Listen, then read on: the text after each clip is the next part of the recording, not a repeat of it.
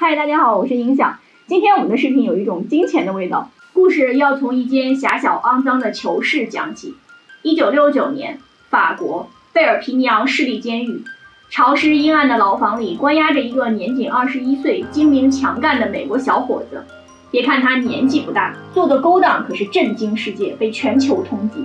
他就是20世纪金融诈骗奇才弗兰克·阿巴内尔。他的名字你可能不熟悉，但是他的经历改编的电影你一定听说过，就是这部2002年上映，由斯蒂芬·斯皮尔伯格执导，小李子、莱昂纳多亲情演绎的《猫鼠游戏》，也叫《逍遥法外》。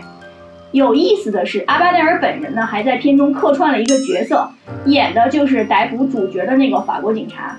对这个奇人感兴趣的小伙伴可以去找原片看一下。我们今天不聊电影，我们来看一看让阿巴内尔骗到第一桶金的重要工具——支票。说起来支票呢，大家可能立刻会脑补出一系列港片的情景。他要摔死了，你就死定了。公司给的，有福同享，拿去买玩具吧。给这么多啊？这玩意儿好像挺神秘的哈，似乎只是属于那些土豪啊、大佬级别的人物装叉用的。确实呢，我们一般老百姓的日常生活也基本接触不到支票这种支付方式，但其实它并没有那么复杂。简单一点说呢，它就是一张取款凭证。比方说，我要进行一个金额比较大的交易，一大笔的现金带在身上肯定会有很多的风险。于是呢，我先把钱存到银行里，然后呢，给交易的对方开一张取款条，让他自个儿去银行取款呀，或者转账等等。确实是方便又快捷，这个就是支票的好处。第一个，使用简单，你不用担心忘记密码，也不用知道对方的银行账号，你只要会写他的姓名就可以了。另外呢，现在法国的个人划线支票全是银行免费提供的，免费哦，这个是不小的一个优势。但是呢，不需要写密码，只填个名字就成。这种便利性也造成了一个很重要的信用风险问题。比方说，我给对方开了100万的支票，但是可能我银行里根本就没有100万，那这张支票就变成了空头支票。这么轻松就能诈骗呀，这也太不讲武德了。可能有小伙伴要问了，那你为啥不用银行卡呀？那是因为支票出现的时间老早了，17世纪开始欧洲就在大量的使用，那些年代可是连交流电还远远没有被发明，更别提什么移动支付手段了。国内是没有这种个人划线支票业务的，支票从来都是对公不对私。而且呢，随着移动支付的迅猛发展，即使是对公业务，支票的使用范围也是越来越小。但是呢，在法国直到今天，个人划线支票仍然是人们最主要的日常支付手段之一。支票长什么样呢？我手里拿的这个就是一个最普通的个人银行划线支票本，通常呢里面会有30-40页的支票页，根据银行的不同，有些还会在这个支票本的后面呢附上几张存单。这个本子呢一般有2种规格，一种呢是这种横开版，另外一种呢是竖开版。这根据个人的习惯可以选择不同的版式。支票本里面的每一页呢都有分成支票和存根2部分，支票部分呢就有你自己的信息，有银行的信息，金额的部分呢需要填写2遍，左边横线上方要用法语文字写1遍，就相当于数字的大写，然后右边这个小方框里面呢再用阿拉伯数字写1遍。大写的数字下方你还需要填上这个收款人的信息，如果是个人就写名字，如果是机构你就写这个机构的名称或者是盖一个章，然后呢还需要填上日期和这个支票签发的地点。最后呢也是最重要的，就是千万不要忘记签名，不签名的支票相当于作废。说到签名这个事情就有必要多聊2句。在法国呢，签名的样式是非常重要的，一旦这个样式固定下来就不要再改了，签在所有的文件文书上要保持一致。你的签字就包含了笔迹学信息，也就是你个人的身份认证，这一点跟国内的签字有认知上的巨大差异。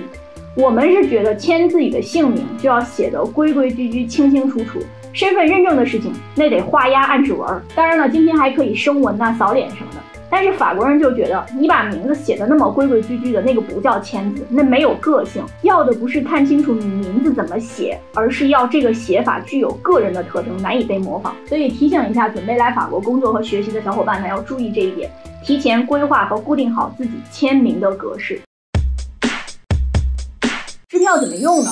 通常的用途呢，就是支付一些固定费用或者是日常购物。固定费用呢，就比如房租啊、水电费啊、电话费啊、小朋友的学费啊等等等等，每个月都会通过邮局呢收到不同的纸质账单，然后你根据这个账单的金额呢填写支票，再邮寄回给不同的单位来付款。现在通过银行的自动转账可以做的操作是越来越多了，尤其是从去年疫情以来，连邮局都关门了好几个月，可能国内的小伙伴不能够理解，现在谁还邮寄纸质的信件啊？还真别不信哈，就现在法国很多的信息传达还是通过邮寄信的方式来完成的。越重要的事情越要写信，黑纸白字的证据啊，你还得通过高价邮寄回执信保留存根才可以。在法国，我1年当中寄出和收到的信件，可能比在国内20年合起来都要多。扯得有点远了，我们说回来这个支票。支票另外的一个用途呢，就是日常购物。大家可以想象一下，支票上有这么多要填写的东西。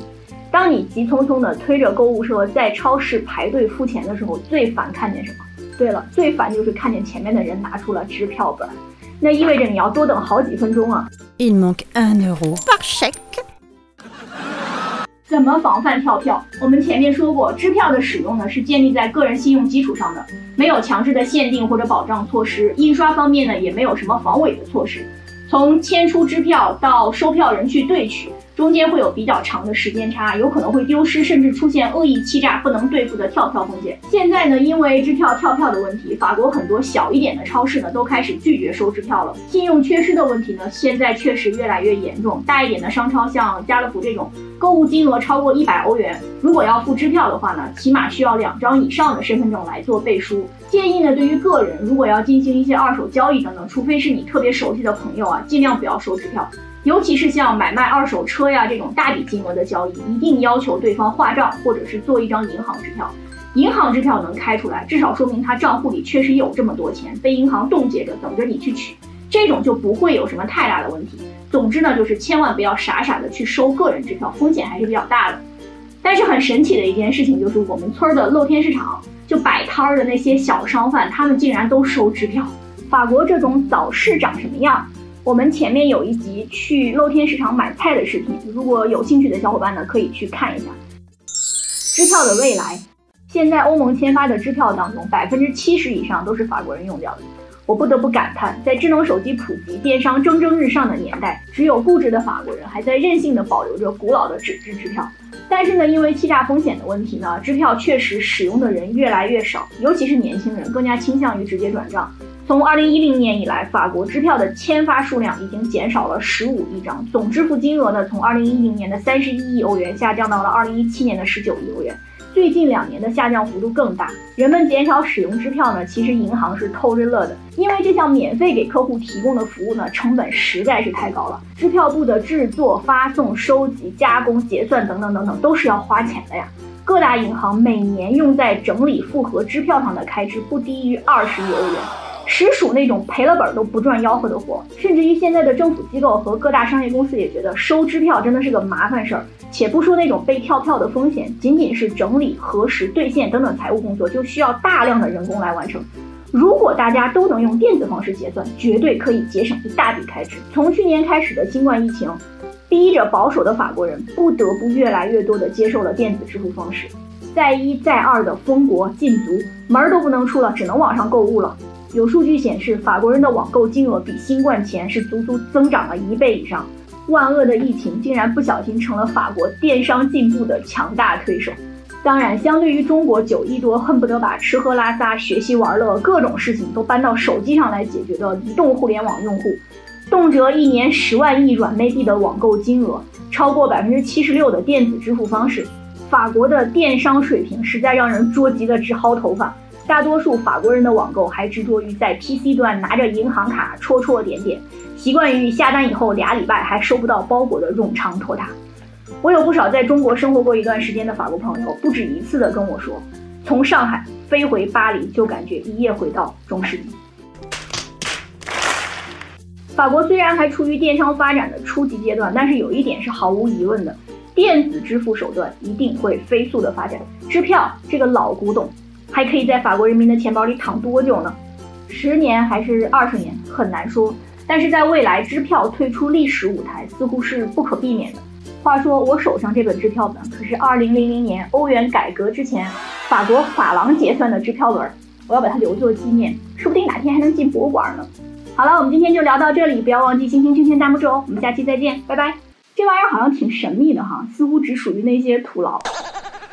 土牢。那于是呢，我会把银行先存在钱里。支票本呢，通常有2种规格，一种是这种横开版现在呢，通过银行自动转账可以造法国这种法国这种